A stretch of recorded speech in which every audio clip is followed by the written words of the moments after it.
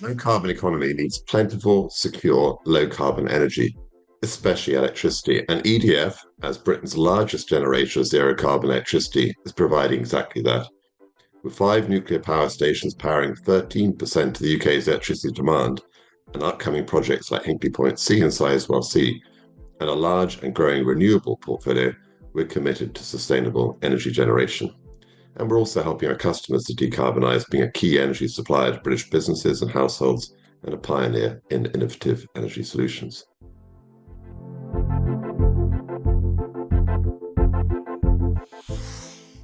As we transition to net zero, it's essential that it's done in the fairest possible way, bringing communities across the country with us.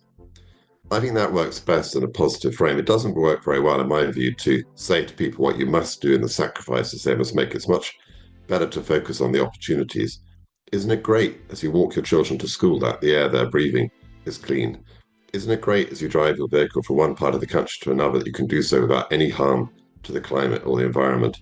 And isn't it great to be able to set the temperature you want in your house and let the software do the work to produce the right temperature at the lowest cost without any CO2 emissions?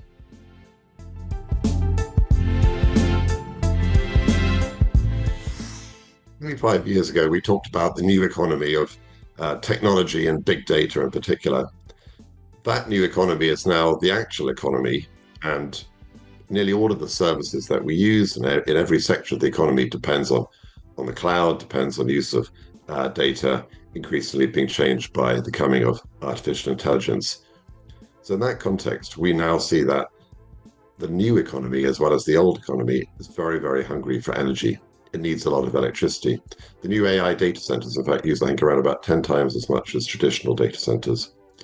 And the UK, as a services-heavy and technology-savvy economy and society, we really want to embrace those opportunities, and we'll be able to do so as long as we have plentiful, low-carbon, homegrown energy. And that's a great role for nuclear here, because a lot of that new economy activity depends on electricity being always on, always available, and obviously nuclear providing that baseload electricity is an ideal source of that. Aside from the obvious benefits to energy security, building out homegrown energy infrastructure will also help to power growth across the country. For example, our new nuclear power project at Hinkley Point C has seen over £5 billion spent in the southwest so far, and the project will support around 70,000 jobs across Britain by the end of construction.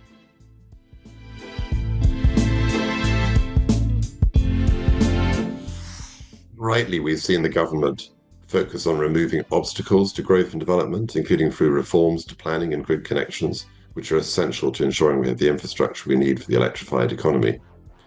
In order to push this to the next level, the low-carbon electricity we produce needs to be for the benefit of not only traditional power sector users, but used right across transport, heating, and industry. Tackling the obstacles and the distortions which inhibit this should be a key area of focus for government. And this includes moving policy costs so that electricity is cheaper than gas.